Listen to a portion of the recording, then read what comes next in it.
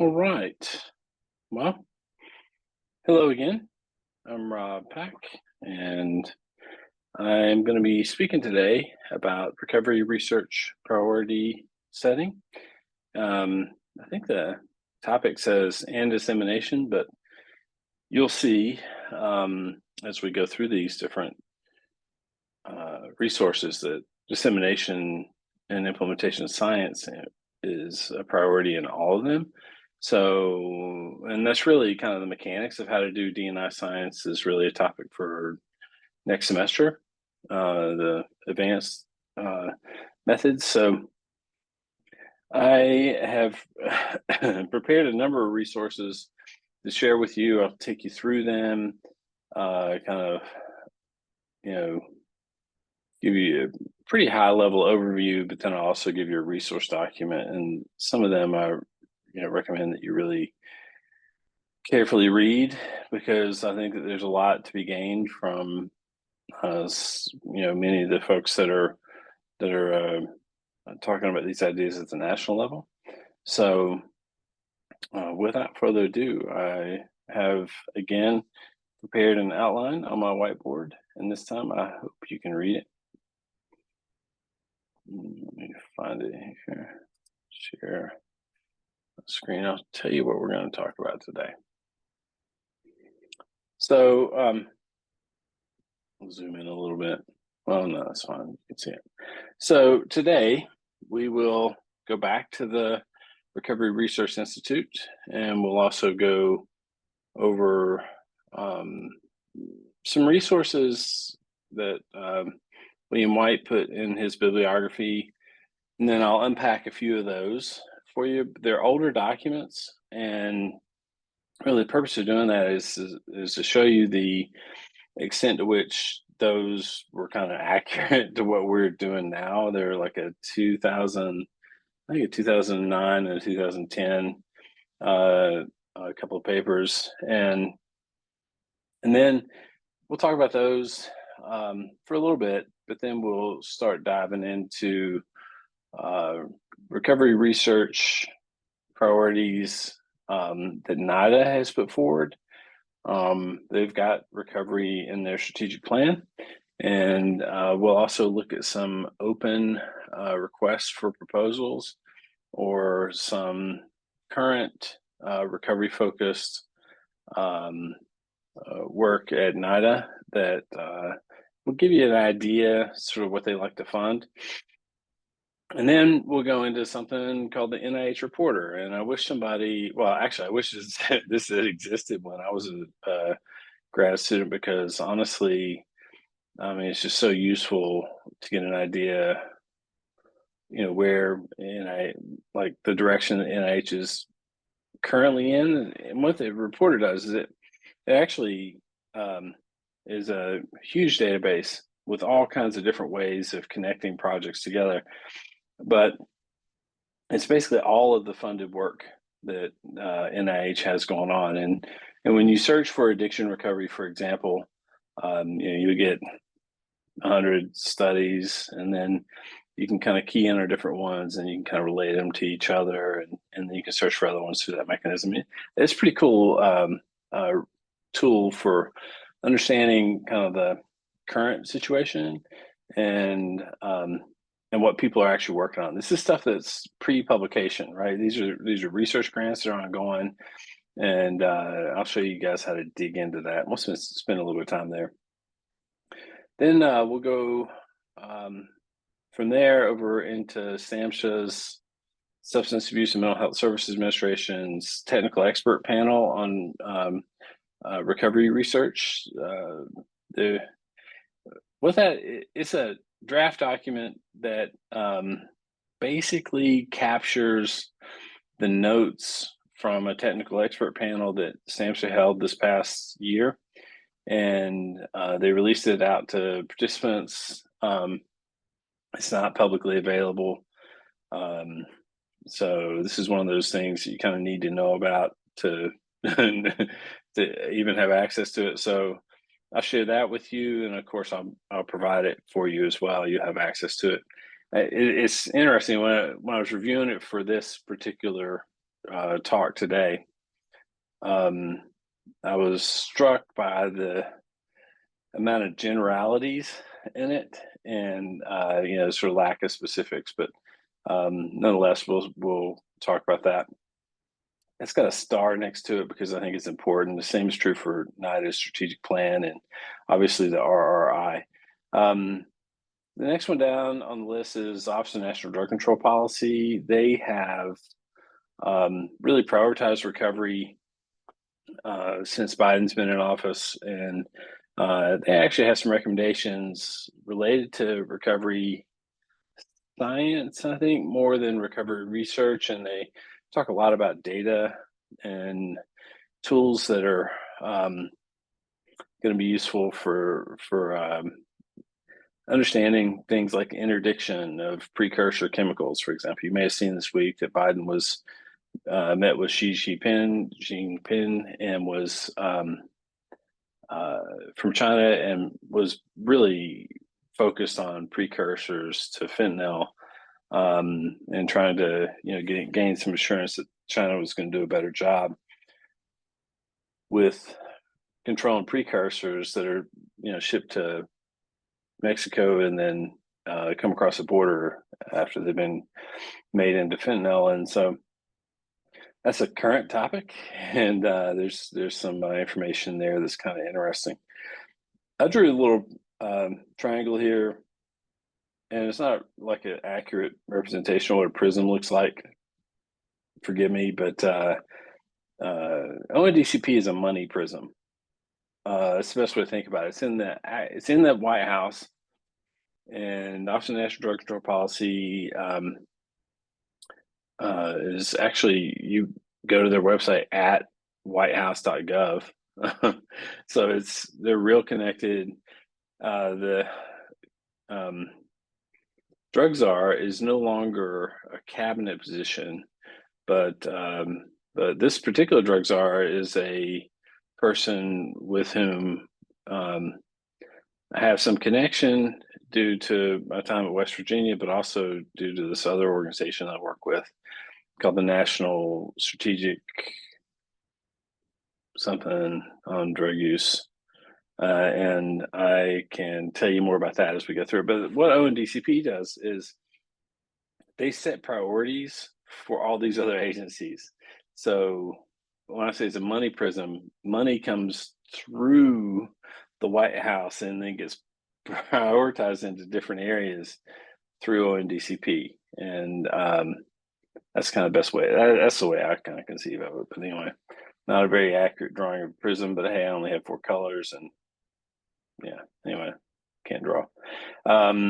Next one is National Academies of Medicine, Science, and Engineering, Action Collaborative on Opioids, and they have a big document that's a research agenda on opioids. It's really excellent, and they have some kind of calls to action for research, and that I think are interesting.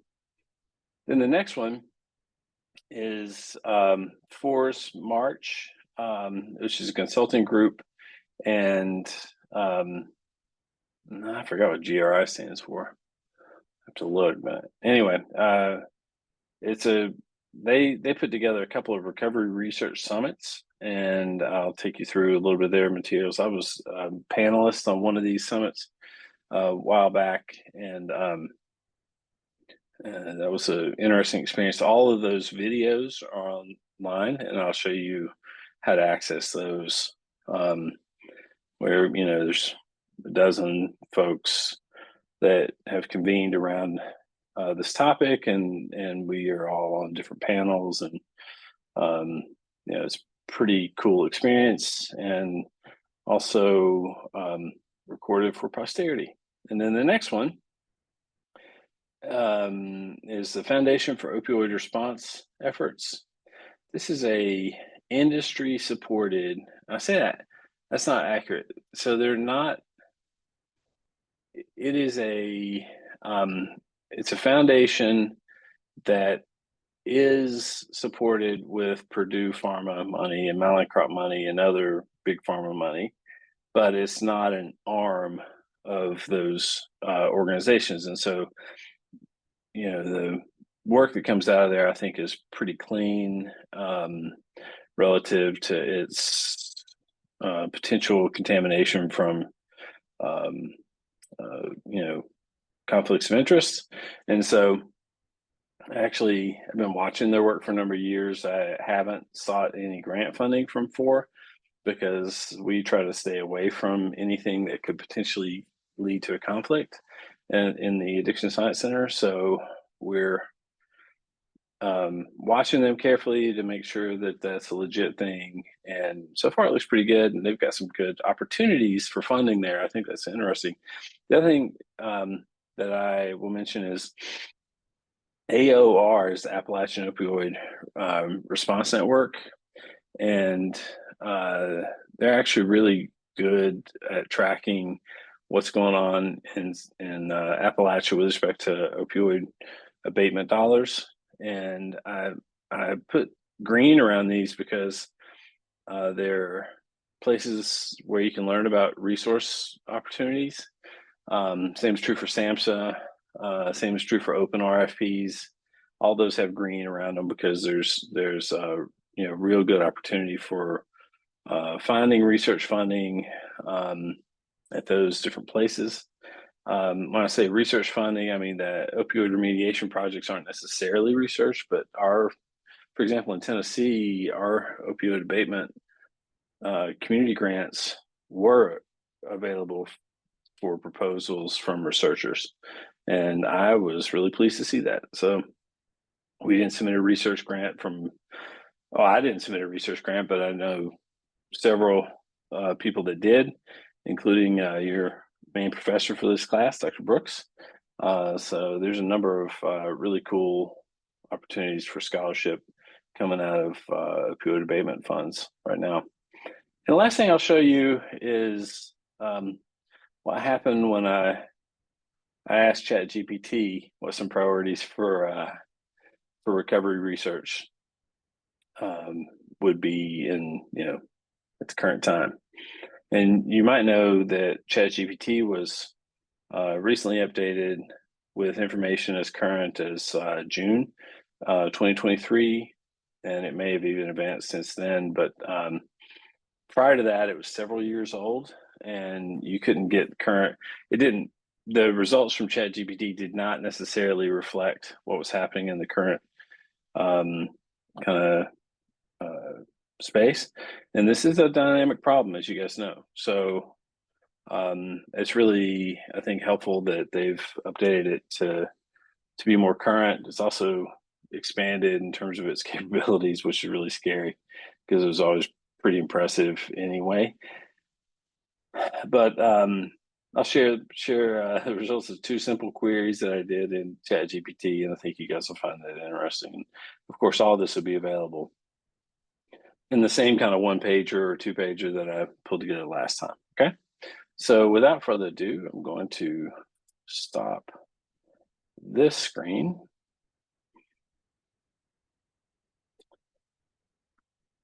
And then I will go over to the Recovery Research Institute's website. Actually, I've got all of these URLs pulled up already, and they're even in order.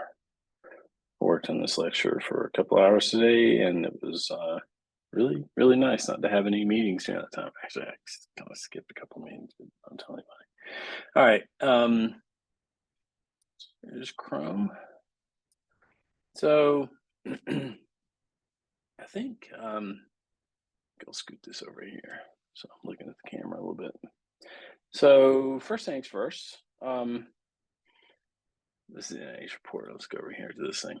This is the Recovery Research Institute. And so it's just a really good idea to spend some time on this page. The Recovery Research Institute is a unbelievable resource for great information. They have done a ridiculous amount of work for you when it comes to this topic. And so let's see, you know about the dictionary already. You know about our research project is over here with the COARS, the Consortium on Addiction Recovery Science. I think I shared that last time. We work pretty closely with these guys, meet with them monthly, and we've got collaborative projects with them and with many of our other collaborators across the country. And so when I wish I could just sit and read this web page for a while, because when you go to not research projects, but when you go to the multimedia page, all kinds of videos. I mean, just forever videos. They go way, way back. I recommend that you watch this one, for example. This keynote from John Kelly will just give you some fundamentally excellent information about recovery, kind of leading edge sort of thinking about recovery. All of these explainers are fantastic, and they're very much reminiscent of the ones we did for the Orca. In fact, they asked how we had done ours for the Orca. I don't know if they use the same group, but we put them in contact with that same group, so you can check that out. The library of recovery research is basically an easy way to find that bibliography that I shared with you last time. And then we'll go over here to Fast Facts. I want to kind of it's addiction, all kinds of just, laying out everything that you need to know, how different plain language summaries of different topics. This is it, I think, what I was looking for. Yeah, this is great. So just start at the top and go and start reading. These are plain language summaries of current research articles that will tell you all about those relatively complex studies in plain language. Here's one I read earlier today that I found fascinating. It was on visualize, like this process of taking, imagining that you're about to take a drink and you got a drinking problem.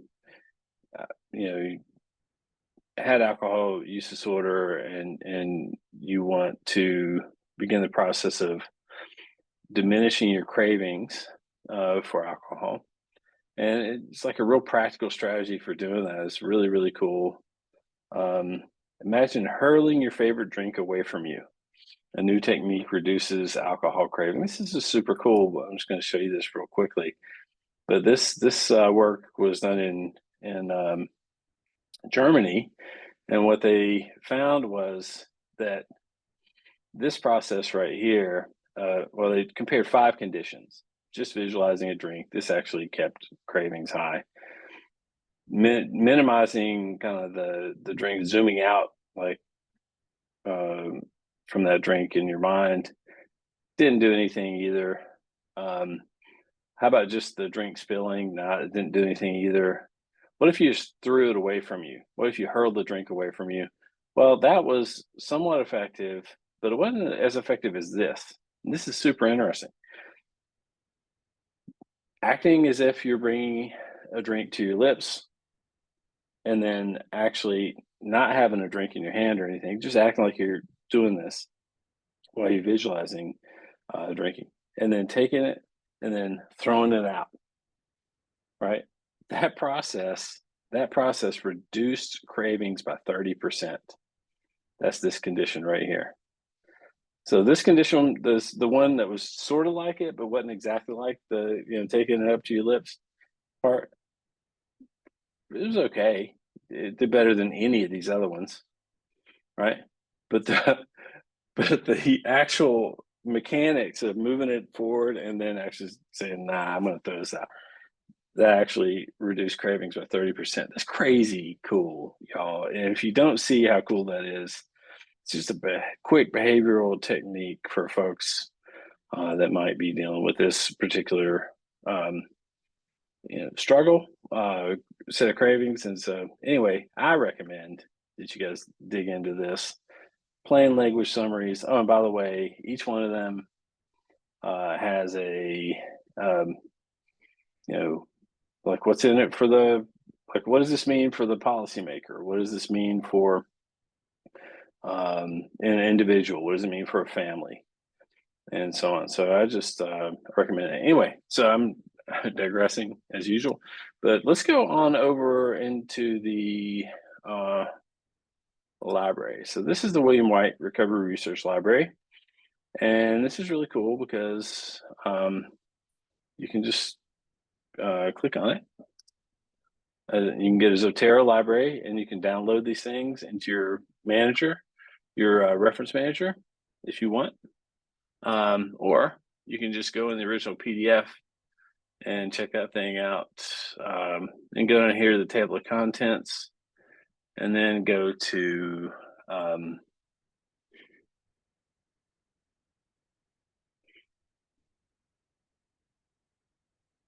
this one's down here. Not Recovery Ministries, Culture Recovery, Social on Recovery Research, 386. And at that page, let's slide back up here and go to. Oh no! Please tell me. Let's go to 386. Hopefully this will go without making you guys too dizzy. 388. Well, that wasn't right. Maybe I've got it pulled over. I don't have it pulled up. Shoot. Anyway, I pulled it up earlier. I'm trying to figure out where.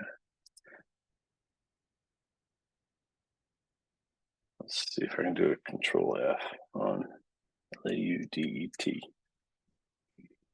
Oh, there's 88 of those.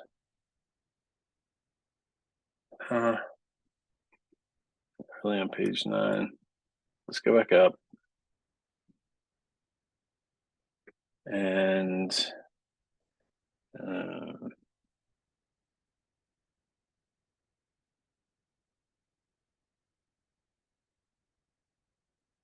maybe it's on 396.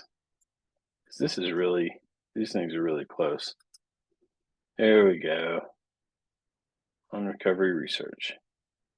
So what I did in this case is I just pulled a couple of articles out of here and looked at those. Actually, I think I pulled almost all of them, the ones that I thought that were best. And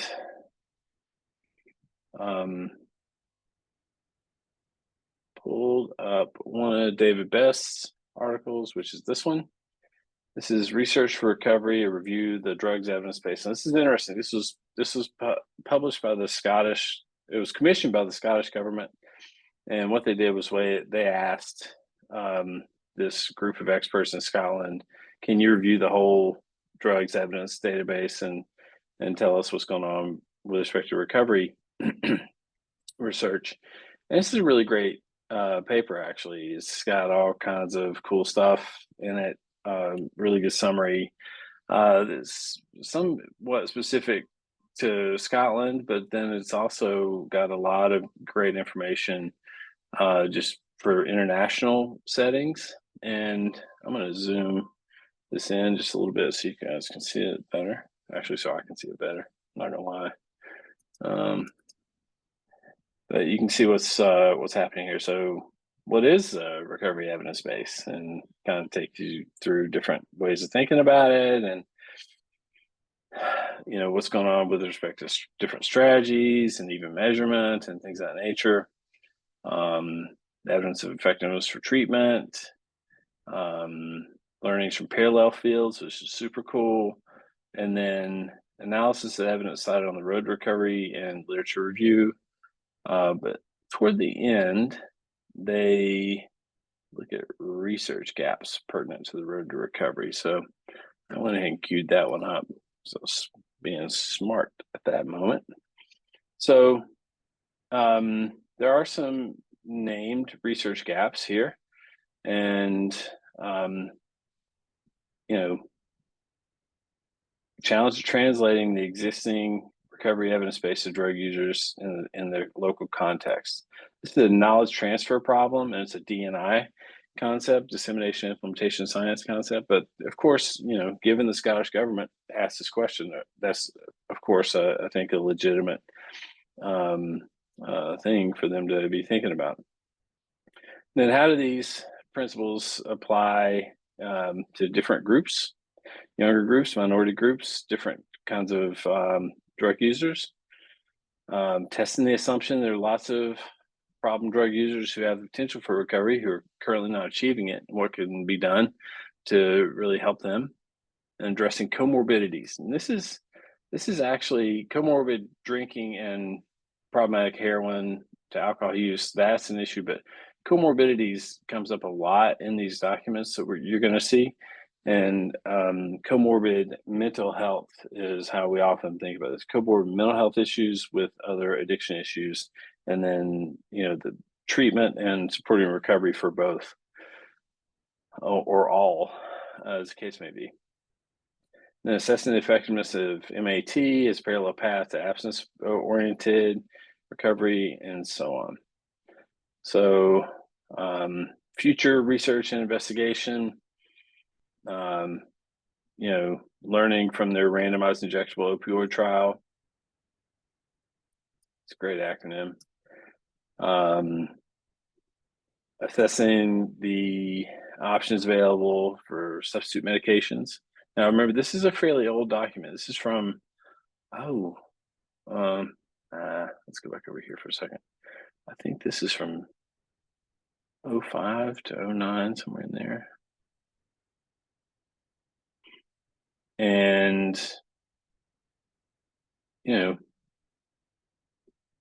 it's 2010. So, pretty old document, but nonetheless, still some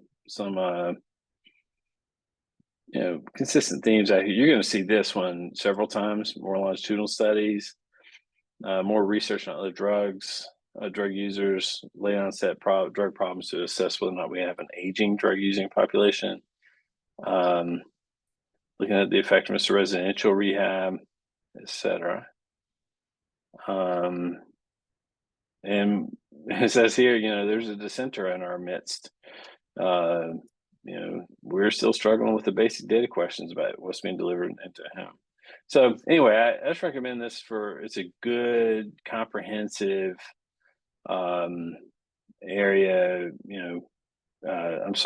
research brief that's not very brief, 212 pages long, but it's actually really comprehensive. And David Best is one of the just most clear-headed thinkers on this topic. One of the main guys related to recovery capital, and even has his own recovery capital measure, which you may have heard me talk about at the last time we got together. So that's one of them.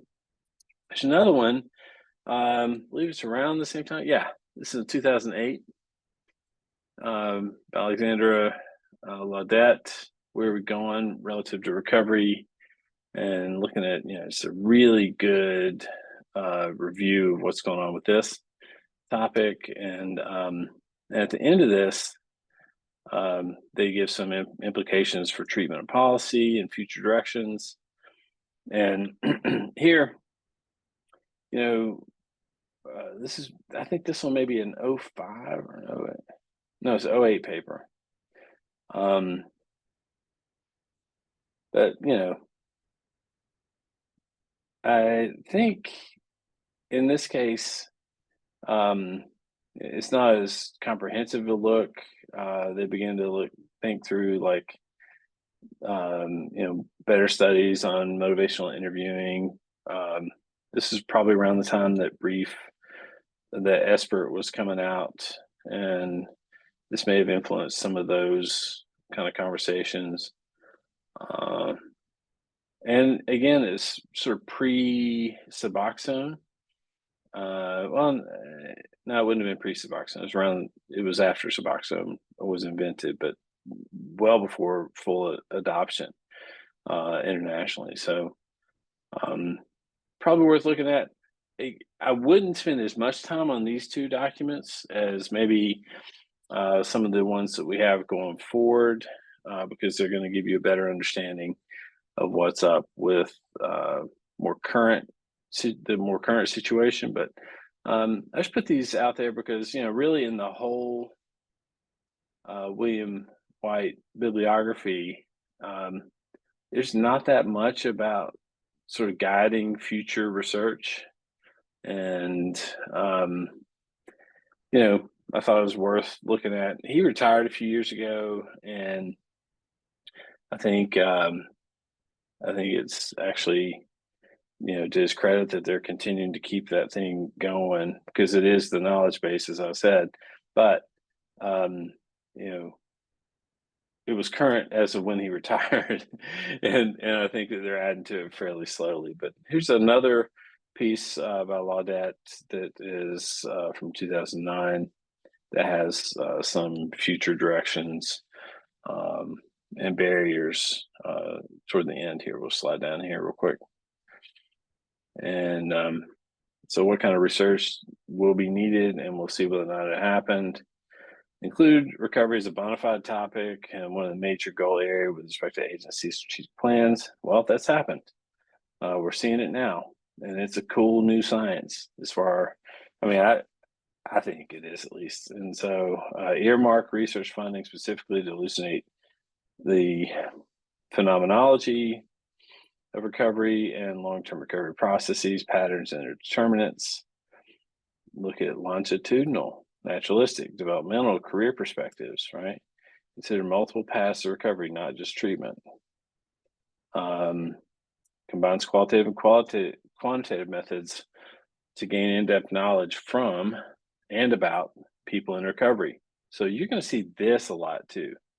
This inclusivity piece, less prominent in the older documents, way more prominent in the current documents. And I got to tell you that last technical expert panel from SAMHSA, it seems like at least a third of it was really geared toward and focused on inclusion of people with lived experience, which is totally right.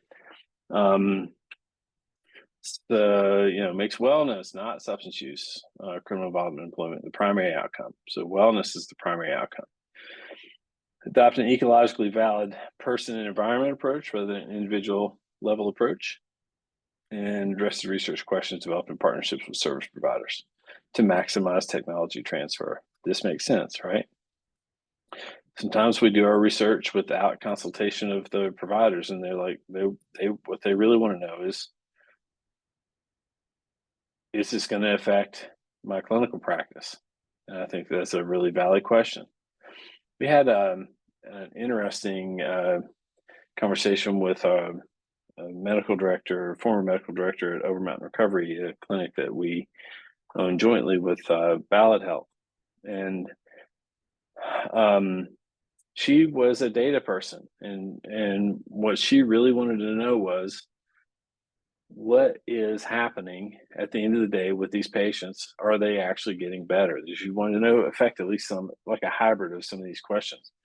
And it's a very difficult thing to answer when, your primary data that you're collecting is really just focused on dosing and, some pretty mushy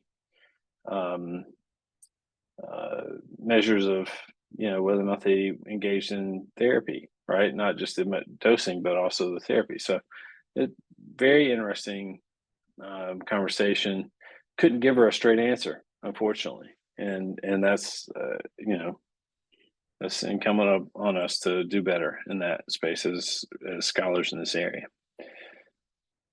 So this is actually some barriers to science of recovery, and that Laudet laid out way back in the day, primarily focused on symptoms and social issues, which lead to insufficient attention on wellness.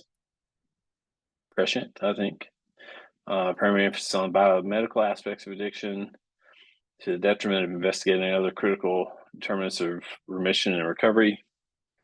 Doesn't mention social determinants of health because that language wasn't really in vogue at the time, but it is now, and that's sort of saying the same thing.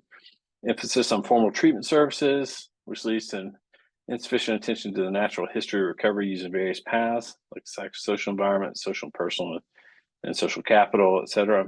Insufficient long-term studies, longitudinal, and then more recently, fiscal austerity facing.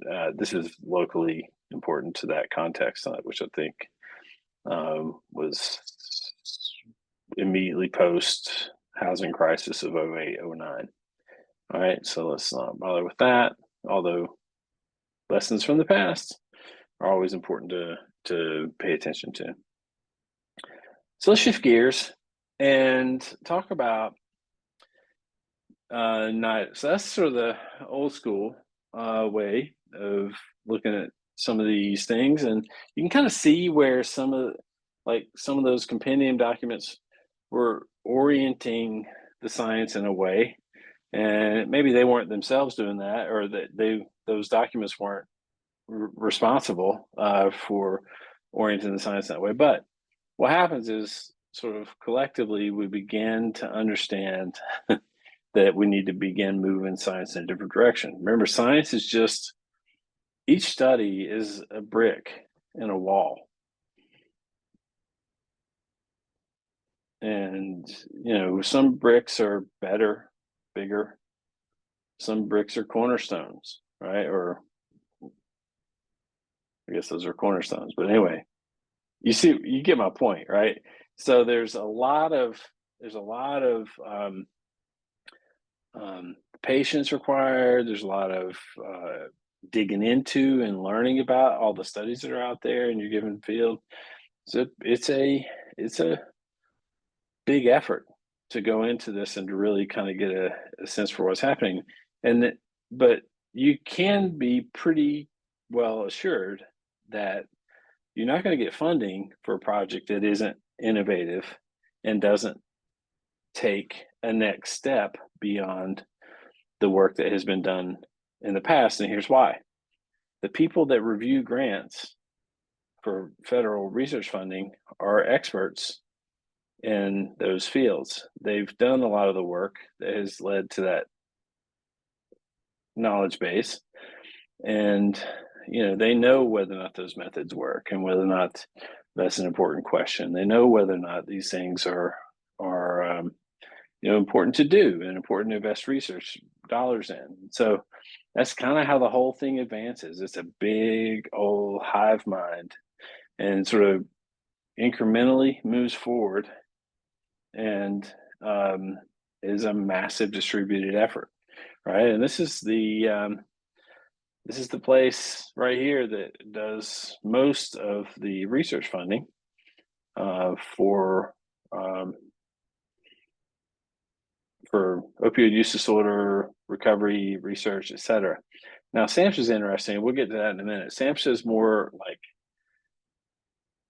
focused on service delivery, and they will organize, large Center for Substance Abuse Treatment, for example, or Centers for Substance Abuse Prevention. And they're not doing as much basic research or even community-based research. They're mostly fostering knowledge transfer and trying to implement evidence-based strategies in communities. And then there will be an evaluation component on which you can publish, et cetera. But the point in showing you all this is these are the funding opportunities that are out there right now relative to opioids and addiction research generally. But you'll see within here that there are different opportunities for, well, you could imagine how recovery could be slotted in here. And then we'll go specifically into the strategic plan for NIDA in just a moment. But these are open funding opportunities, translating research to practice in the opioid overdose crisis, opioid use disorder care pathways for individuals with histories of exposure to violence, Obviously, care pathways are recovery pathways, right? And you can just kind of see that they're beginning to orient more toward harm reduction, more toward recovery, more toward justice involved folks, beginning to prioritize folks, different kind of studies at this point than when I first got into this way back in the day. And this right here is the mechanism through which our team is funded. So we have a Recovery Research Network grant, and we developed, along with our other 4 partners, we're the 5th one, this consortium on addiction recovery science. And I've already told you guys about this, but this is just how we're represented here. You can tell that this area is this funding agency is wide open with respect to hearing the recovery message. We've got really strong champion in our project officer, Sarah Duffy. And so there's just a lot of cool stuff happening there. So I'll leave that there for now. But go on this website. Whenever I send you the link, go on this website and then check out the different funding opportunities. Read through them. I mean, I'm not going to take the time to do it now because it's just so long to read through them. But you can really get a sense for how wide open some of these funding opportunities are. Now, to be NIH funded scholar, you're going to wind up having to go down that dusty road of publishing a number of papers and then connecting up with a research team, et cetera, et cetera. And some of you may well be in that position already or close to it. So don't look at this as an unobtainable kind of thing. All right. Look at it as a thing for which you make incremental small steps toward that goal over time. And it's much more attainable in that framing. So let's see. This is super interesting to me right here. Because almost everybody that we deal with, like for almost everybody, period, with an SUD is, for the most part, polysubstance use involved. And they're, I mean, we need to be way more thoughtful when we're talking about this. There's a bunch of funding that came down for opioids because it was a kind of hair on fire sort of situation at the national level. Finally, got the attention of the national players, but we probably need a much more nuanced and careful and thoughtful way of discussing this, handling this issue of polysubstance use. I'll just leave that there. All right, so this is the webpage for NIDA's strategic plan, and the main page is over here. That's the director's message. You got to go all the way down the bottom, and then you kind of get into the different areas. These are the we'll go back there in a second. Priority areas: understanding drug use, behavior in the brain. This is where NIDA used to really focus. Pretty much everything was geared in here. Develop and testing novel prevention, treatment, harm reduction, and recovery support strategies. This is another really good one, right? This is really focused on recovery. Got recovery right in there, right? Translating research into innovative health applications, also recovery focused. Study the implementation of evidence-based strategies in real-world settings, also recovery supporting. So it's everywhere in here. Let's go ahead and click on 2, and we'll just kind of cruise down here and look for some different places where recovery maps onto this. So advance the science of recovery support, right? This is part of their priority setting, and they're putting their money where their mouth is. So you can kind of go down through here, and then you can see the key focus areas. So they're prioritizing understanding the mechanisms by which recovery support groups exert their effects. Super interesting. There's a great Cochrane review on Alcoholics Anonymous and how effective it is. It reviewed 27 different empirical reviews of Alcoholics Anonymous and showed really solid effects. So, how do those support groups really influence folks, and what are the mechanisms? So, supported research in different pathways by which people recover from SUDs. This is kind of difficult because there's kind of an infinite number of pathways, right? I mean, I think I don't know if I shared it with you guys before, but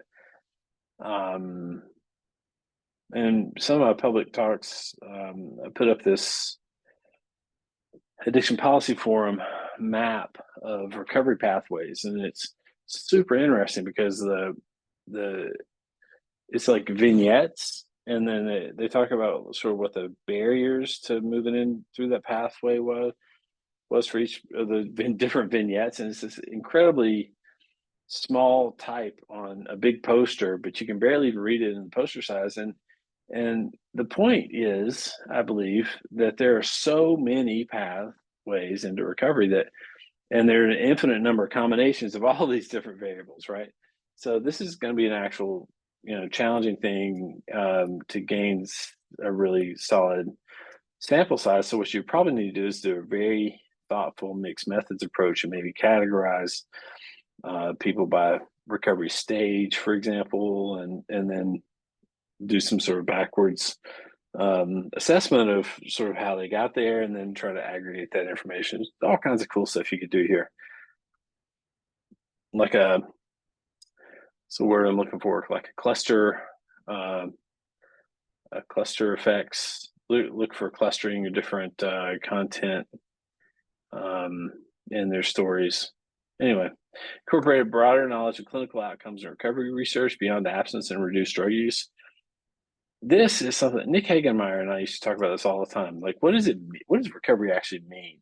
I think a lot of folks would say, I think the zeitgeist is that, it's going to be abstinence, right? It's going to be abstinence for X number of days and, 6 months, and you got certain graduation dates, really, and NA and AA, and that is a useful model for many, many, many people. And heretofore, it's been the predominant model. And also, not the only model. So this is an interesting idea, and it's very consistent with, what we know from the National Recovery Survey, which indicates that, of the people that have fit the, when you walk them through a series of questions and they indicate that, yeah, they've had a substance use disorder in the past. Of those people that indicate that they're in recovery, which is about half of those folks, then how did they get there? And many of those folks don't even consider themselves to be in recovery. They just kind of got the assessment is made that they did based on their responses to questions, but they weren't necessarily thinking that about themselves. And about 20% of them ever actually got any treatment. So how did it resolve itself, and how did it improve quality of life, and what were the endpoints really for quality of life? Super interesting. Develop and refine research methods for evaluating support services, recovery support services, and support research on the efficacy of those services. Well, that's our focus area with the studies to advance recovery science. And then develop novel interventions for sustained recovery that target factors that increase vulnerability, that target to diminish factors that increase vulnerability for relapse. And then investigate the impact of stigma and other social determinants of health on recovery. So those are the priorities that you're going to begin seeing RFPs. Or maybe if you don't see RFPs with those words in them, what you can do is you can respond to other RFPs that are related, and you can begin to target those specific areas.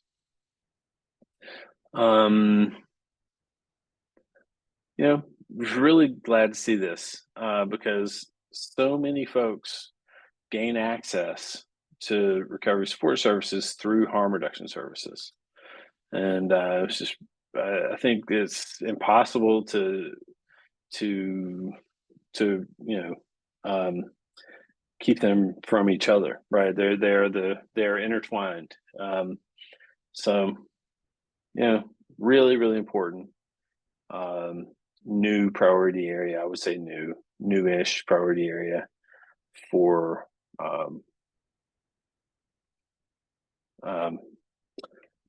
NIDA.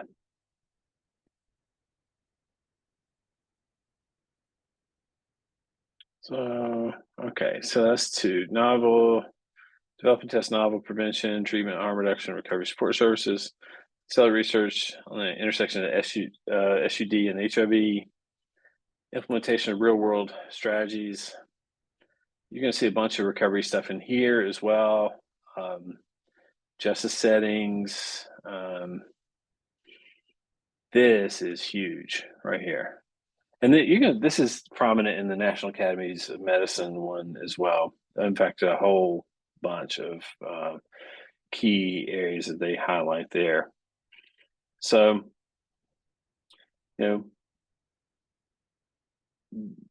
we've got to do better with medical and nurse training. Clinical training's got to do better with addiction science.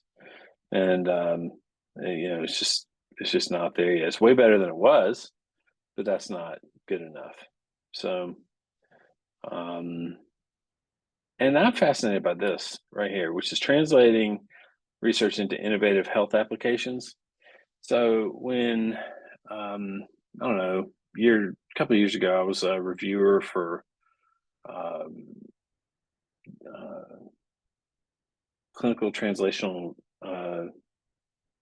network nodes. So that NIDA's got this big set of research networks around the nation, the universities, multiple universities that are paired together, through which they have set up the infrastructure for rapid clinical trials.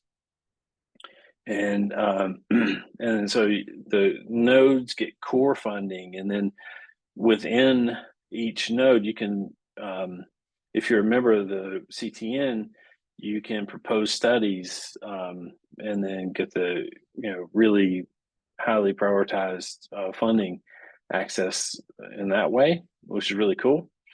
And so what I saw in most of those grant proposals was a real movement toward digital and other kinds of prevention, medication, reminders, tracking, linkage facilitation, all that kind of stuff.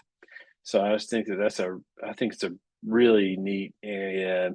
Who knows the extent to which AI is going to really improve this? I think, if I might still do this anyway, but if I was young in my career, I might try to move into the space of connecting up with what AI is going to do for health improvement, because that scale level of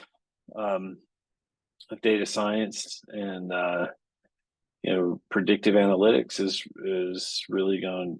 I think it's really going to be a game changer. So anyway, just something to think about. This is an interesting group right here. This group, Boulder Care, started by, well, I don't want to digress too much here, but they were at the perfect position to deliver telemedicine right when COVID hit. They were beginning their scale up. They had just got a $10 million infusion of capital. The CEO is a friend. We've worked together on some different stuff. She's amazing. Duke undergrad, just got an undergrad. Was I think working for venture capital in New York, and decided to move out of that and do something good with her time, and moved into this space. they're doing amazing work in the Pacific Northwest, because the Pacific Northwest has this huge geographic area with relatively little access to medications. And so they were perfectly positioned for um, uh, digital delivery of treatment for OUD, including medications and telehealth. So this is pretty cool. All kinds of cool stuff right here, y'all. Just, I think I would spend a little time in here and check it all out. Okay.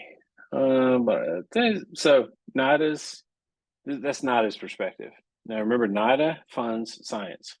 They fund research, and they also fund some activities that will yield data, and may have really cool scale up potential, that might look like businesses, or might look like the interface between public health and business, and so on. So they're really, really thoughtful approaches here, and I would recommend you guys really spend some time in here. Let's look at the cross-cutting priorities real quick.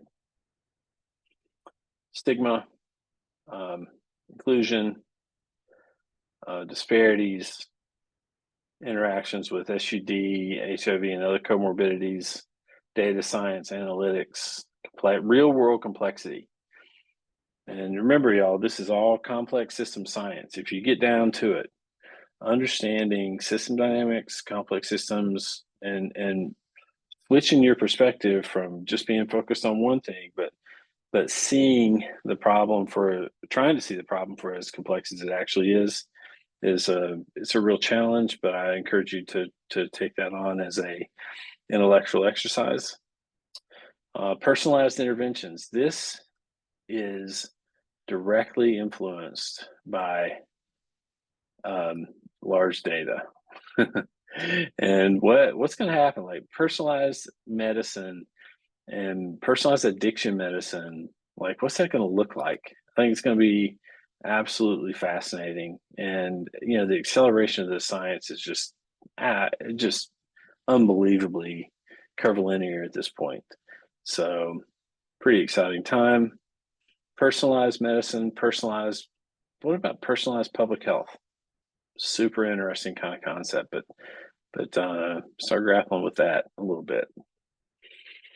And let's back out of this, and I'm going to take you for another little ride on into this thing, which is called the NIH Reporter. Probably better get a sip of water. Been talking for about an hour. Actually, I have no idea how long I've been talking. I get excited about this show. It's the way, I'm intrigued by ideas. And if any of you guys know me, you know that that's true. That's kind of like sort of walk around with that on my sleeve. But ideas ultimately are what have to happen in order to do good stuff. All right, so back to the reporter. This thing is so cool. It's got all the information about all the grants and all the different funded projects. If you want to see who the next group of major players are going to be, you can figure that out right here, because it's got all the information about those individuals, as well as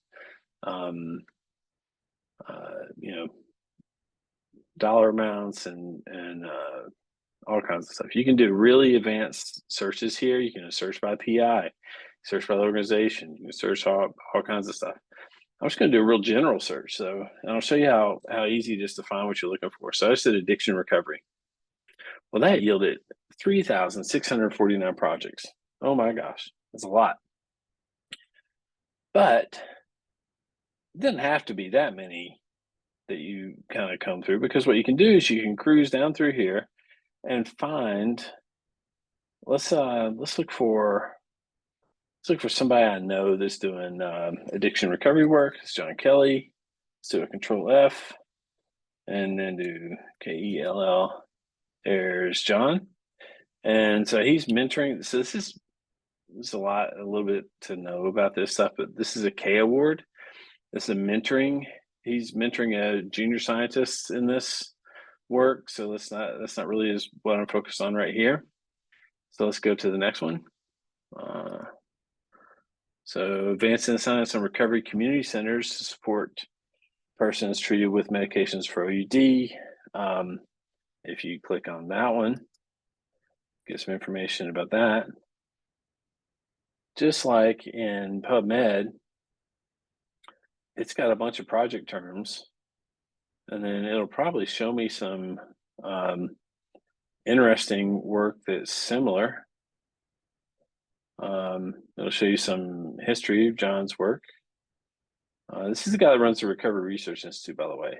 That's the same people, right? John Kelly and Bettina Hebner. And then these are similar projects, right? So evaluating social connectedness to recovery supports from opioid use disorder during the postpartum period, super cool. Brief values intervention to support veterans in early bupe treatment, also super cool. Proven access to OUD treatment among marginalized patients and tailored telehealth intervention. Telehealth's big, y'all, and this is going to continue to be big. PrEP and MOUD, rapid access. And let's see, increase in peer supports. These are folks at Brown doing peer support for OUD recovery through COVID-19 through digital health. Yep.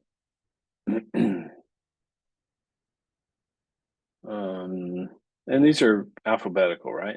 So injectable extended release buprenorphine. This is called this injectable extended release buprenorphine. It's got a bunch of different uses, but it's really prominent right now in correctional settings. And so this is doing a evaluation, a randomized control trial, rather, up at Rhode Island Hospital. And this guy's probably affiliated with Brown. This is actually a K award, which means a training award. So just for the record, so these codes have meaning.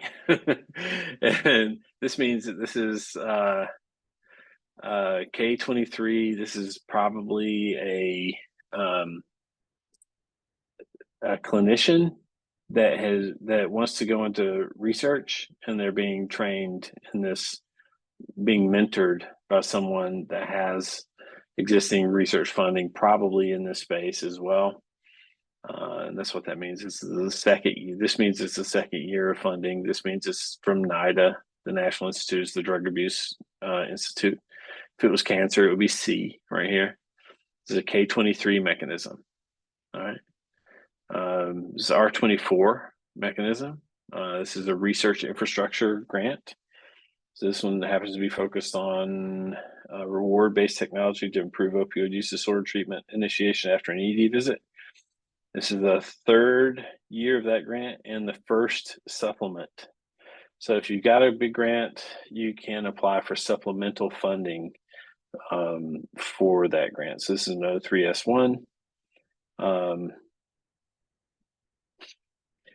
This is an R01. These are what's considered to be kind of the standard research 5-year research grant, and this is the cost that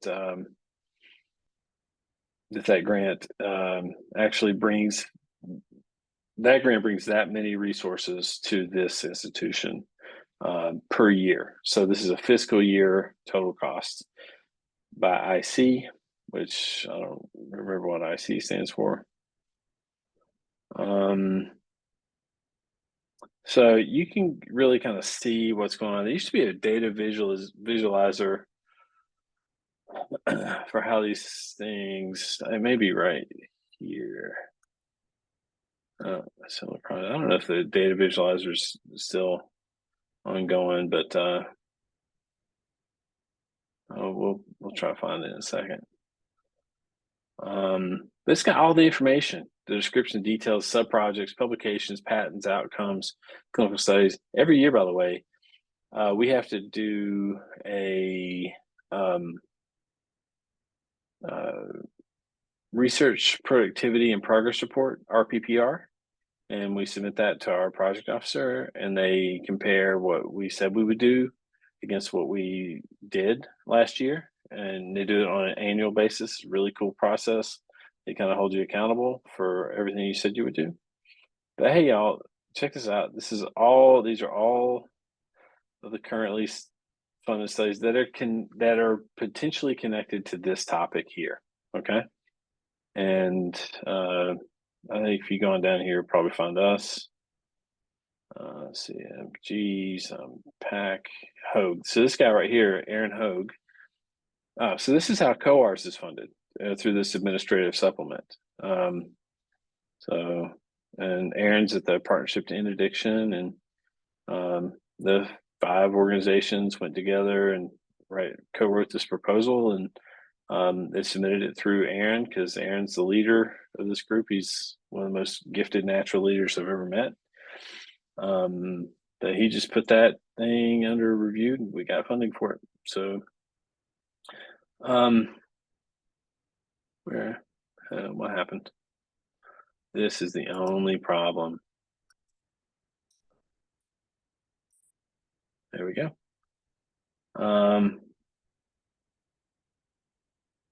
This is a different kind of funding mechanism right here. I'm not sure what an N75 N95 is. This is Noel Vest. It's a really cool investigator out of BU. It's a person with lived experience with both incarceration and addiction. This is a K grant, and he's focused on collegiate recovery programming and implementation science.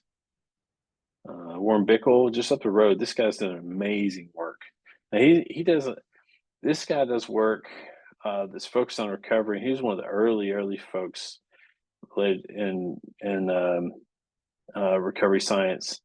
But he's a clinical psychologist that does a lot of lab-based work on something called delay discounting, which is your ability to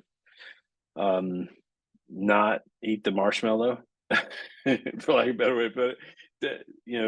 The ability to put off, like, delay gratifications, delay discounting, and is maybe the world-class leader in that. And also, sort of on the population health side of his lab, they do the faces. I'm not sure if he does faces and voices recovery or what his. Anyway, they've got one of these compendium websites of stories of recovery that's really, really great. See, so my point in showing you all of this is that this will be the science that comes out in the next 2 to 5 years. And, this is where that work is being done. These are the institutions where it's being done. These are the scholars that are doing it. This guy, Todd Korthus, is with the Clinical Trials Network, right? He's the guy, he's the PI on the Western States node of the National Drug, the NIDA Clinical Trials Network. And they're doing really cool stuff. And he's done it in collaboration with this guy who's at Stanford and who also started the Stanford Network on Addiction Policy, which is maybe the most influential addiction policy operation in the world. They got some stuff changed in some policies changed in the UK that led to significant reductions in drunk driving and morbidity, mortality related to impaired driving. Super interesting how impactful that work is. They intentionally, by the way, made the Stanford Network to have both scholars and politicians meeting together, so that the politicians could pave the way for the policies to be enacted. Because what you find is a lot of times the scholars don't speak political language, and the work winds up ending at the paper and not necessarily making its way all the way into policy. Check out SNAP sometime, and Stanford Network on Addiction Policy. He also co-wrote with John Kelly. He co-wrote that AA meta-analysis paper I told you about earlier. So I could go on and on and on. This is a true, like, bottomless. So, I mean, I can't even tell you how long I could spend just hanging out in here and checking out all the cool new stuff that's going on, because it gives you ideas about where to take your work. So look at this one: characterizing alcohol use disorder, recovery related exposures on Twitter, right? And that's the interface with the digital. That's so fascinating. So this mechanism is the same mechanism we're funded through, and you would see, like, if we went down, you'd see everything you wanted to know about our NIDA grant. If it's kind of gotta go down to similar projects. Okay, we've already been here, by the way. Let's get the Litwin. Amy Miracle's another one of our colleagues in the COARs. She's got another R24 at the Public Health Institute, focused on recovery housing. I accidentally scooted that thing forward. I didn't mean to do that. Now I'm making you guys dizzy, and I apologize for that. I wish the visualizer was still up and running, because it's kind of cool, because you would get like this network diagram of all the similar projects. But anyway.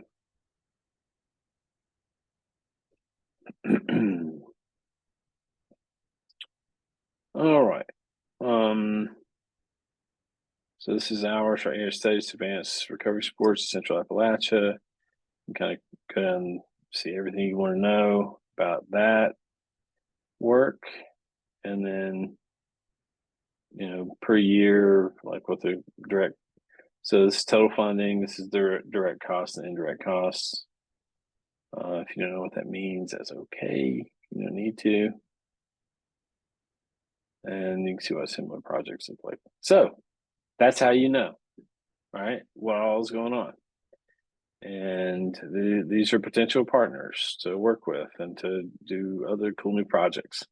We're already doing that with a whole bunch of folks from our networks. Now, more than you wanted to know about NIH Reporter. Again, I could go into that thing and just hang out all day. Clearly, let's move on, shall we? Let's see, NIH Reporter. Oh, SAMHSA. So the technical expert panel. Stop sharing that screen.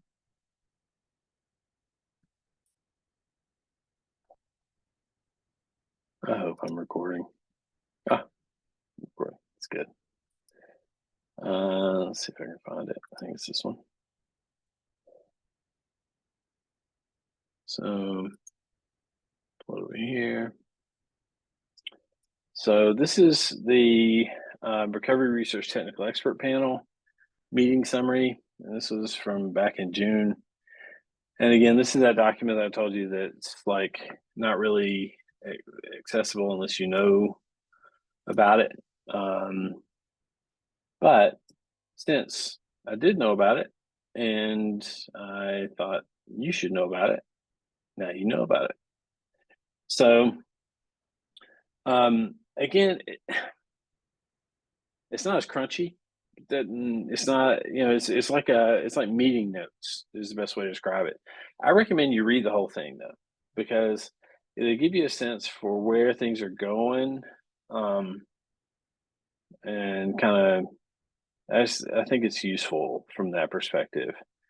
But I will say it's a little softer than some of the other stuff that I'm exposing you to. Even though it's more current, even though it's got like all the right words in it, it's still just a little soft.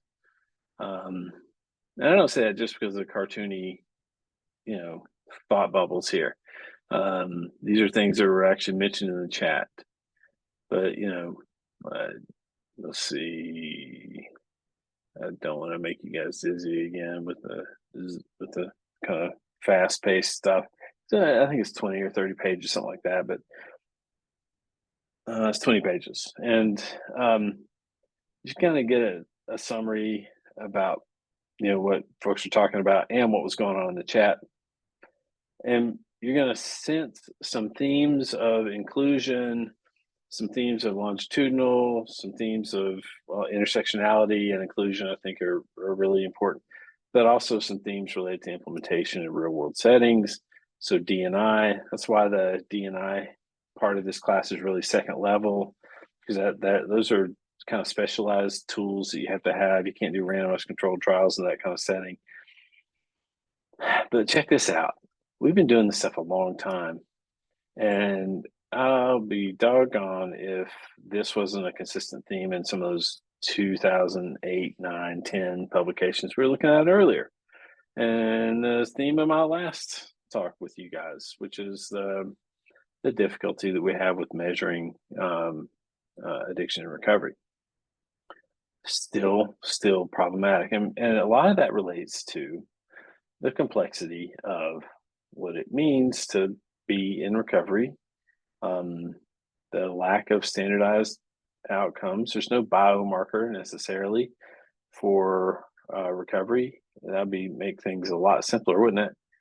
And we might get there. We might get to some sort of pattern recognition related to online behavior, secondary to search history. Yeah, who knows? I mean, who knows what AI is ultimately going to bring? That's a really scary thought, actually. If you go all the way, actually, if you just go one step further than where I just went. But I'm saying that there's a lot of potential. That we're kind of right on the cusp of. You see some themes of community and a lot of real world themes, right? Asset-based community. So this was also a consistent theme with some of the other ones, right? The other documents, like one of them mentioned specifically, let's look at, instead of a deficit based approach, let's look at a strengths-based approach. And this kind of harkens to that comment. So some things change, some things stay the same, right? Let's see. Lack of understanding of history and current disparities among Black and Brown people, efficacy of holistic and indigenous healing practices, accessibility, like who is reached versus who is not reached,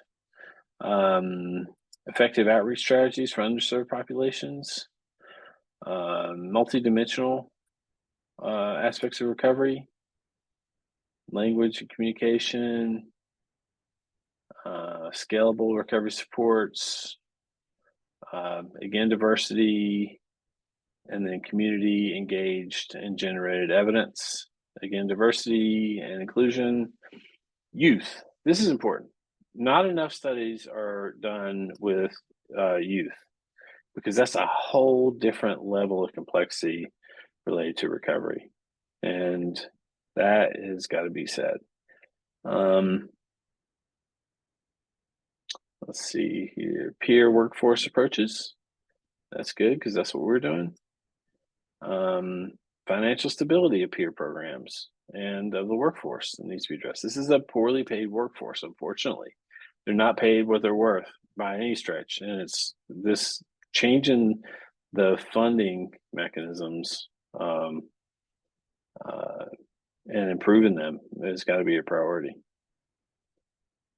So check this out. Read the whole document. I think this is important, just because it's current, so current. And it's chock full of the kind of information that this particular lecture is about. So yeah, I think it's cruise through it a little softer, no citations really. So I mean, that's the other downside to it. And you'll see, like the NAM report that we're going to look at in a few minutes, it's got untold thousands of citations. So, and then there's a whole measurement thing coming back up again. It's one of Angela's close collaborators, Ashley Shadow. She's with Chestnut Health Systems, formerly with Oregon Social Learning Center, and doing some really cool work with people with lived experience and justice involved, and others, really cool psychologist. It's really an excellent mentor for Angela Hageman.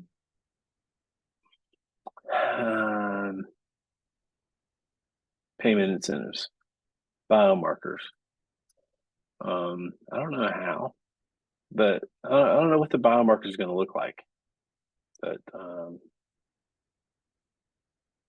include recovery measures across SAMHSA, even if it's not the best. Now, I don't know. That's a little bit challenging because sometimes you get started with something that's not good and it sticks around. And then if you try to look at, and the argument becomes, well, we're going to continue to use it because we've been using it because that way we get longitudinal information. But you do have to go ahead and jump in at some point. I think that's supposed to be quant. So anyway, yeah, check that thing out. You'll have a link to it, and I'll make that available to you.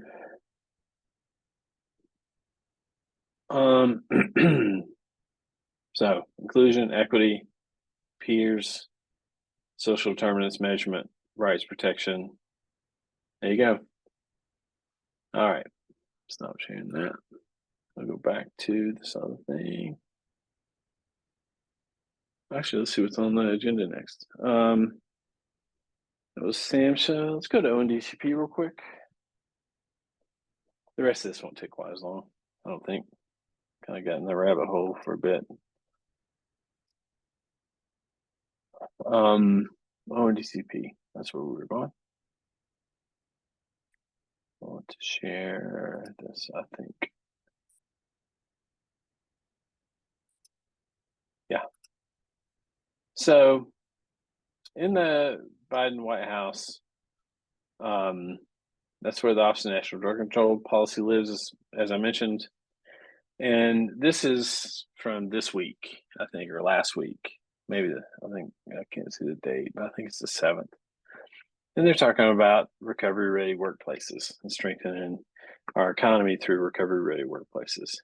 And all of this is informed by evidence, and that's really great. So, how do they get to this place? How do they get this information? Well, they've got experts in-house. Many people over the years will cycle through the White House ONDCP as fellow. One that's there now is a close collaborator and co-author of mine named Cheryl Hilton. Cheryl was former dean at NYU School of Public Health and used to run the Legacy Foundation way back in the day.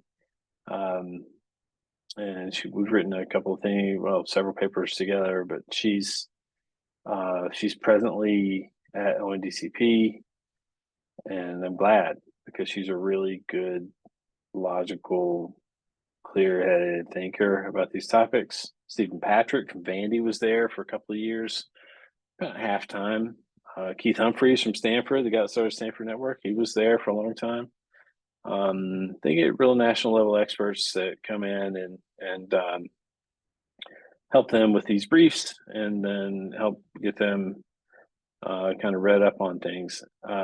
What's cool is those folks also have networks, and they've got working groups and technical expert panels. I've been privileged myself to serve as a technical expert for ONDCP in the past, and have also been connected to some. Well, I'll share that in a few minutes because there's some specifics about that. But let's get back into this thing. So this is National Drug Control Strategy. If you haven't seen it, it's got all kinds of stuff in it related to the topic that we're talking about today, including a whole section on data systems and research and what's needed in that space. And I just went ahead and opened that up so I didn't make you dizzy. So some priorities here are just bolstering the data systems that are out there for understanding what all is going on with respect to SUD. Now we have the National Survey on Drug Use and Health, and we got the Drug Abuse Warning Network, And we got the NSAT, which is National Survey of Substance Use Treatment Services. But, like, for example, I'm not sure that this captures all the treatment services that are out there, from all the licensed state facilities and so on and so forth. And we got to do better with this. And this is, I think vitally important. But if you're curious about like some of the data sets, maybe you never heard of any of these. I mean, the treatment episode data set's fantastic. We've had several students do dissertations with this. ILEs, integrated learning experiences, all kinds of data sources. We got to do better though. And they need to, why in the world can't they integrate? I mean, if Google knows what I was thinking, I don't know. It doesn't make sense to me that these data systems don't talk to each other, that all this stuff isn't housed in one place, and they can't be connected in some meaningful and useful way. This actually, NMSIS, this right here is absolutely fascinating. This is near real-time fatal and non-fatal overdoses. I think it may be non-fatal overdoses. No, I think it's fatal and non-fatal. And it's done by NHTSA, National Highway Traffic Safety Administration. Yeah, because they get it through this EMS reporting. And so I recommend you Google this thing, NHTSA's NMSIS, and you will find that to be fascinating. It's as close to real-time data as we have on where drugs are most harmful in the country right now.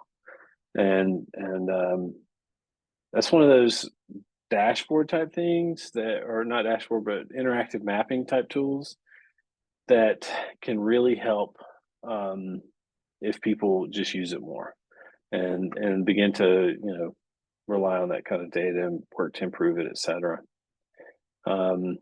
There's all kinds of data in these systems too, the DOJ system, NIH, and so on and so forth. Why isn't this all integrated? And let's see here. Let's get down into the research section. It's not far. Prioritize data and analytic efforts to support advancing equity and improve the timeliness of drug data. This is another big thing.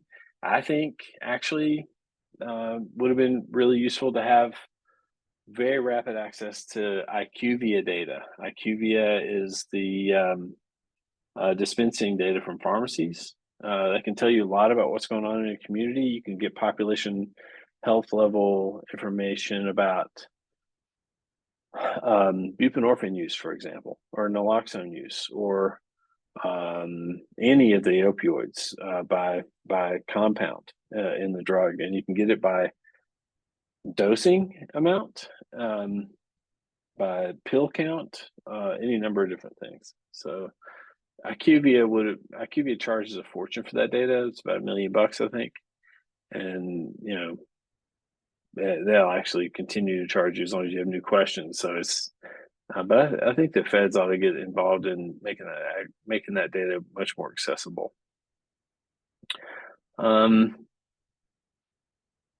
So this is something that I've actually been trying to get ONDCP to look at for quite a while. I've had some ideas in this space and identifying emerging drug threats, and also interdiction with data science tools for precursor chemicals. But anyway, you can kind of tell what's going on here. This is pretty current stuff. Principle 3 is enhance the utility of drug data, improve data accessibility, and increase access to searchable compendia of evidence-based interventions. There's some good ones out there now, particularly the Arnold Foundation. I would say the Arnold Foundation has been like absolutely a game changer in this space. We used to have this thing called NREP, which is the National Registry of Evidence-Based Programs and Practices, which would give you a good idea about what had been done, but the rigor wasn't, always super high, and it was really hard to search, et cetera. They modified that, and it's a different one now, but and it's better. information sharing between law enforcement, expand data sets, data collection to permit greater disaggregation by subpopulations, so that you can actually look at marginalized and underserved groups. This is a challenge, a bit of a catch-22, because often you can't get information about marginalized and underserved groups because of hidden populations and or small cell numbers, small numbers in cells in different areas that would be suppressed in counties relative to maybe racial and other characteristics. And so it can be difficult to make those claims that the population has a disproportionate effect or is affected disproportionately because you can't get the data. So yeah, I think that's an important one. But anyway, that's the ONDCP. Remember, this is a money prism. So as money is pushed out by Congress and it kind of goes into different areas, this is how it gets prioritized for expenditure. All right, so that's ONDCP. Let's go to the NAM. Let's stop sharing that one. And National Academy of Medicine, this one right here.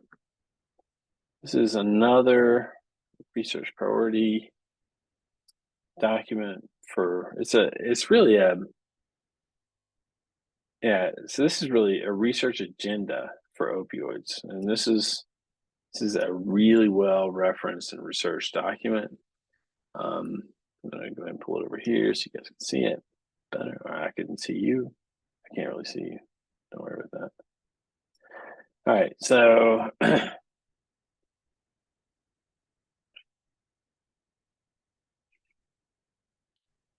just people who did it.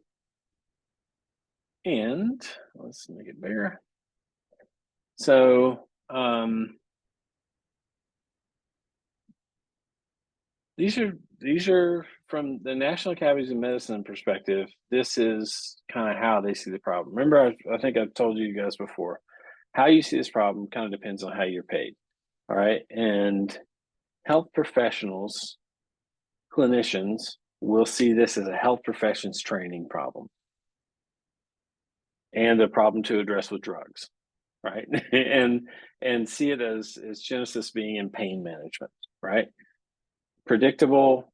And so you just think about it through that complexity diagram I'm talking about in your head, and really imagine where these guys are coming from. They're going to focus on these things, right? And they're going to talk about how important it is to do this and this and this. And this is really kind of where I live, in the prevention, treatment, and recovery space. But they actually do have recommendations for recovery. And let me zoom out a bit. See, trying to think how I got to that earlier. Maybe I made it too big. Let's see if I can go backwards a little bit. My eyesight's so bad, y'all. I have to do stuff like that, but I don't remember what page it's on. Oh well, you're gonna have to bear with me while I slide down here. Pain management guidelines. Here we go. All right, better.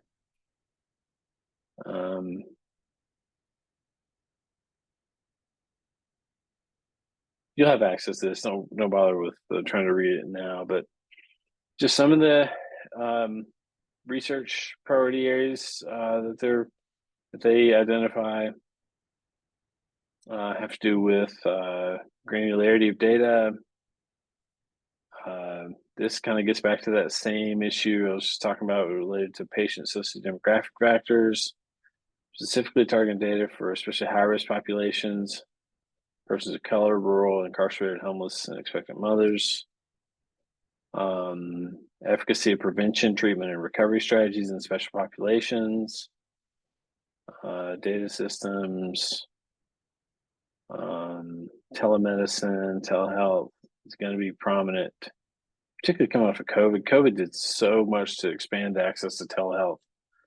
I mean,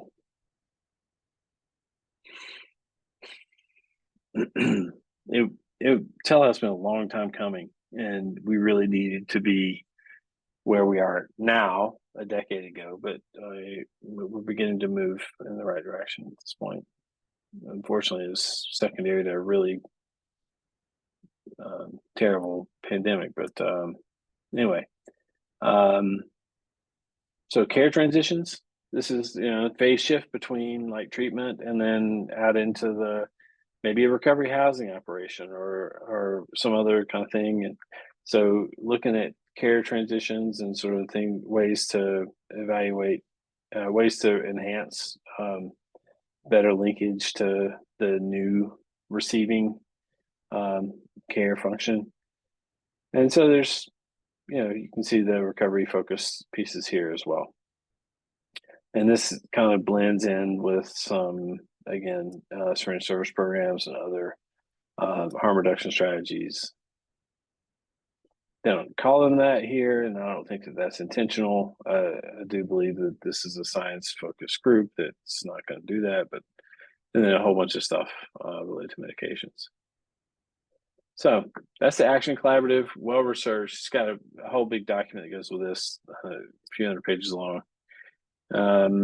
Let's see here. What was it going to do next? Forest Marsh. So Forest Marsh is a consulting group. And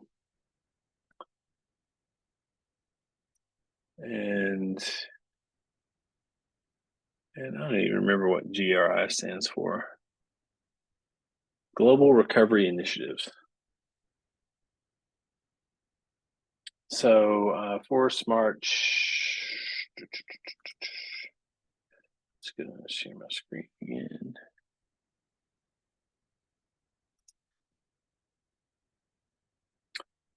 All right, this is Forest March, and they in 2021 they convened a group that was looking at recovery research, and so they pulled together this panel, and it's kind of similar to the other ones, although I feel like this is a little crunchier maybe. And did a bunch of breakouts and gave, kind of summarized everything in this big report. And I'll make this available as well. It's, I think, probably essential reading. And at the end of it, you kind of get some summary information. These are some gaps right here. So what we need to conduct a meta-analysis of the scientific and gray literature to identify recovery definitions, convene researchers, diverse recovery communities, vet the formal construct and potential measures through broader stakeholder communities, adopt, modify, develop, and validate specific measures as needed, etc. So that was theme one. And for each theme, they're going to do the same thing. We need research to address the persistent barriers to recovery, particularly addiction-related stigma and discrimination. Yes. So a lot of substance in here. Pretty good compendium document. And they point to like the National Drug Control Strategy, for example. Look for some measures, good measures, consensus measures, right? Track inequities to access to recovery care, conduct research in the growing social openness about addiction and recovery. That's the first time I saw that. And social and structural factors that may influence or impede recovery, such as discrimination, punitive laws. There's some real bad examples of this. It's a different lecture, but really negative policies and laws. A great example of that is criminalizing poverty. We'll talk about that some other time. I could really go off on a rant. We need a better understanding of SUD recovery and remission among adolescents. Again, that's consistent, right, with the other document so far. Some themes should be emerging in your head. Need to understand impact of COVID-19 on recovery. What happened? That's probably a little proximal to COVID-19 at the time. In fact, the pandemic was still going on when this first happened. And then we need to establish recovery research as a research domain. Develop diverse funding streams for conducting recovery research and establish effective strategies for targeted timely dissemination. Yep. You create an inventory of current recovery research funding. Okay, we can help with that. Survey the current recovery research dissemination landscape to identify gaps in funding opportunities. Then here's some emerging topics. The convergence of COVID laid bare the significant lack of equity and access to recovery services for specific populations. Very true. African-American folks in cities were dying of overdose at a significantly higher rate than ever before during COVID. It was terrible. Well, yeah, you can read that right there. And let's see, lack of technology and internet capacity in rural and urban poor. Though investments increased, resulting interest in expanding recovery research and funding has been limited. This limitation has resulted in a reduced number of researchers who engage in field recovery. I don't really see it as a reduced number. It could be true, but not totally convinced. So they had this one in 21 or 20, whatever it was. And I was actually invited to the next one. And that's the one that you can see here. This is Recovery Research Summit. And I'll tell you, stop sharing that for a second. Share this one instead.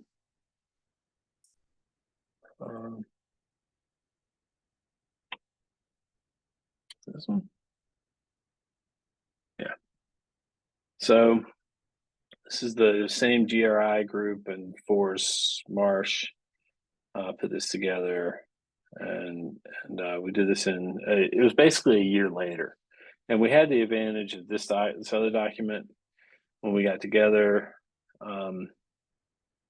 And I was on a panel. There's fireside chat. We had Nora and all kinds of players here. But and then you can kind of see the moderator questions. That was really helpful, actually. Let me make this bigger so you guys can see it. To have the questions in advance. And let's see, I was on this one with Jaylee Tucker and Christine Timko, and we were talking about the role of internal and external locus of control to support and or drive change. These are our questions. And if you are curious how that went and what that conversation looked like, it's actually, I'll take you back to that other thing in a second. This is Ashley and Sarah and Amy, and John was up there. John Kelly was up there earlier. Peter Gomond, same players, right? But the audiences were slightly expanded. This doesn't have, it's been a year now, and they may have lost their funding or whatever, I'm not sure, but this does not yet have a compendium of it doesn't have a summary document associated with it, but they did release all the videos. And so anyway, kind of a cool process, very thoughtful set of conversations. I'll show you where this is, and I'll put a link to this YouTube channel in there. But yeah, pretty light adoption. Look at this, 26 views, right? 38 views, 13 views, 8 views. So not many people watching this stuff. So it seems like that's maybe an area for process improvement. But nonetheless, that's one of these things that has yielded some consensus. Not even, I mean, I don't know what to say about 26 views, but let's move on. What's this? What is this? National Academies. Oh, this is where you find that whole large, long document. Go over here to 4. It's the Foundation for Opioid Response Efforts. I just pulled this up just to show you that this is, in addition to NIDA, which is where you get research funding, this is a place where you might look for funds that might be for dissemination of evidence-based programming. All right. They've got a bunch of money and they're pushing it out to pretty good projects. I have been impressed. Look at this. Today at APHA, Dogwood from Western North Carolina and 4 described to other public health funders partnership and work with 4 grantee, the MAHEC from Western North Carolina, to build a hub and spoke system for addiction care through leveraging existing community health centers infrastructure in North Carolina. Now, I didn't even know that. I hadn't seen this before, but this group in Western North Carolina is doing great work, and they're doing low threshold buprenorphine out of EMS,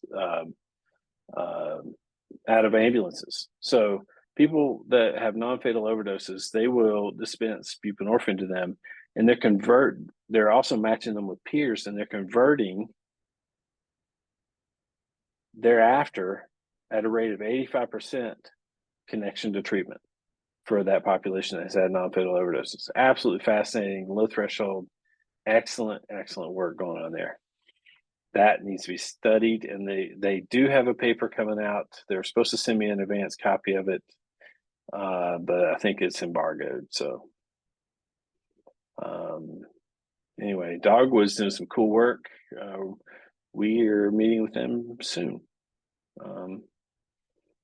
Let's see. So 4 is a good group. Now 4, when we partner with Dogwood, we're not going to be partnering through 4. I'm just saying 4 is out there. It's something that's they've got the right approach, I believe. Again, because they're affiliated with Mallinckrodt and other big pharma, including their board members being senior execs, either currently or formerly on those boards. I just don't want to have to write I just don't want to have to write a conflict of interest statement on that. So we're not going to do it. But this is the Appalachian Opioid Remediation Database, which is fantastic. You talk about a labor of love. These guys are writing all this stuff down by hand. And, they're basically in every state. They're looking at where all the opioid, every state in Appalachia at least, they're looking at where all of the opioid funds are going. Just trying to hold everybody accountable. All right. Now, what does that mean? What this means is this is a way of kind of making yourself knowledgeable about what all is happening with respect to opioid abatement resources, which are super current. I mean, when I say the grants that ETSU put in, they just put them in on October 16th of 2023. So there's a whole lot of current information in here about different things that are happening in the state, and they're tracking how all these dollars are being spent. It's really, really a cool thing. Now, this watchdog group isn't going to give you funding, but this will give you an idea of what's happening. All right. And I say this for situational awareness. I say it for so you're knowledgeable about different resources that are available out there. And I just feel like it's imperative that we engage with this process of remediation because of the significant harm that came to our communities from this whole disaster of all of the opioids that poured into the region. So, all right, so that's that. Now, Last but not least, now that you know all of that, what does ChatGPT say? So I said to ChatGPT earlier this afternoon, I said, what are some current priorities for addiction recovery research? And ChatGPT said, well, current priorities are these. And, you know, it was too general, right? It felt like it was just copying like what NIDA said. And so I was like, how about a detailed list of addiction recovery research priorities? Yeah, much better. Investigating how various substances interact with brain processes, studying neurobiological behavioral aspects of addiction, research and progression from initial drug use to SUD, examining how SUDs can be effectively treated and resolved. Now, this is generalist. This is not really what I'm after. But what about this? Developing and testing novel prevention and treatment interventions. How about interventions to prevent the initiation or escalation? New interventions for individuals with established SUDs. Still not that specific. How about expanding addiction recovery resources and availability or accessibility? Increase in availability, identifying and reducing barriers, enhancing the integration of recovery services into healthcare systems. It's the first one I've seen that's really we haven't seen anywhere else. Promoting equity and inclusion, that's obvious. Social determinants, obvious. Social shifts, societal shifts rather, medical advancements, harnessing data and technology, probably more in its wheelhouse here. Big data analytics to understand addiction patterns, developing longitudinal tools and mobile applications for addiction management, leveraging telemedicine. Pretty consistent right there, right? Virtual reality and other technologies and treatment. Focus on co-occurring disorders. Yep, makes total sense. Community and policy oriented research, not that specific. And then personalized and precision medicine. So not too shabby.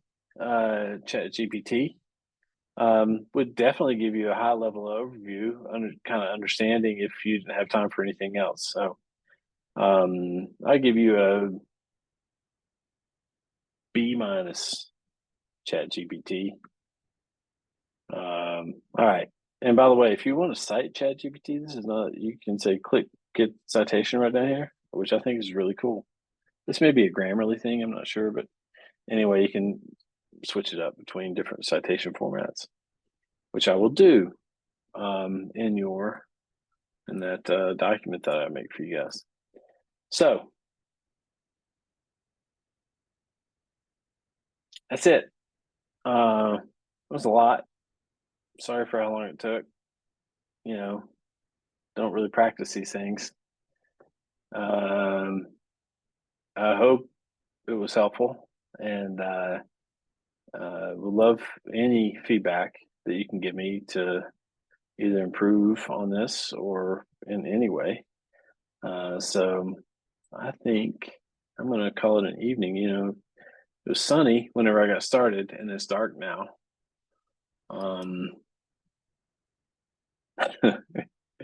Yeah, well,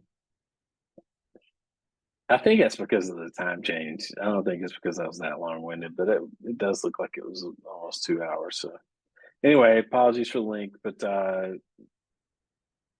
enjoyed pulling this together for you guys, and I really hope you got something from it. I will see you next time. Have a good evening.